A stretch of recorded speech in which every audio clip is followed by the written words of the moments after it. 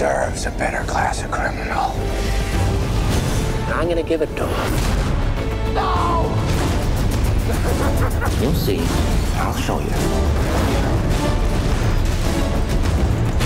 You either die a hero, or you live long enough to see yourself become the villain.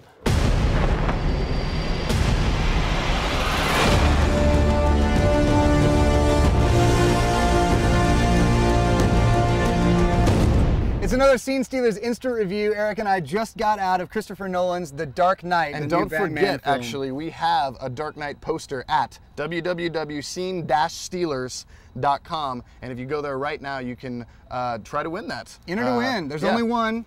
Only one. Only one. Gary Oldman, Maggie Gyllenhaal, Aaron Eckhart, Chris Nolan. A lot of people have signed that poster, and you can win it from us. Go to the website now. Where is he? People are dying. What would you have me do? Endure. You can be the outcast. You can make the choice that no one else will face. The right choice. A lot of talk about Heath Ledger in this movie, and let's just for a moment focus on the performance, which is really, really fantastic. And you've probably heard a lot of times before, he's doing something different you've never seen before. This is all true. But what I really liked about the character is that this anarchic spirit of the Joker finally made sense to me. And it never really made sense before. I mean, this guy on screen seemed like somebody who just wanted to it up, just to do it. Not because he wanted money or something else, and there's this glint in his eyes when he's talking. He really means what he says. It's a great performance from Heath Ledger. Yeah, absolutely. And I think people are gonna, go into this with big expectations, and I think most of them are gonna find that they're completely met and exceeded. When your villain is the most interesting character in the film, you kind of start rooting for him a little bit more than you're rooting for Batman, and that's pretty much what happened with me throughout this movie. If Heath Ledger wasn't on the screen, I was kind of looking at my watch.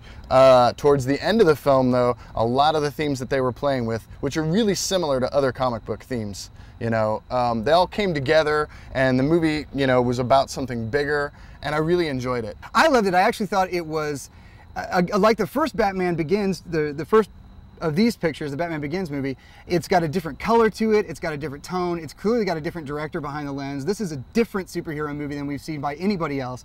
I'm not a huge Batman fan, but I love the Batman that's on screen in these films. This is one. Do you love the Batman that talks like this? It looks amazing. I think it takes chances. It does different things. I disagree entirely that this is the same superhero movie we've seen over and over again. No, I didn't say it was the same one. I said it used a lot of the themes and did it better than most of them, but I've seen it so many times before, that detracted a little bit from my enjoyment of the film, which overall I really liked. And I can appreciate that, but I also think your villain comment makes, in the convention of comic book franchises, the villain becomes what's interesting about the next movie. And hopefully you advance the character when they take on a different villain. But for me, this movie really works. All the things you want out of a comic book movie, this is huge, but it has all the car crash action of the French Connection and Bourne Identity. And for me, thing just leapt off the screen. This is an A++, total out of the park, rock fist way up. This was huge and totally kick-ass. I loved it. You've got to take your comic books seriously. You got to take your source material seriously, and that's what Chris Nolan has done with this movie. He's done a really good job.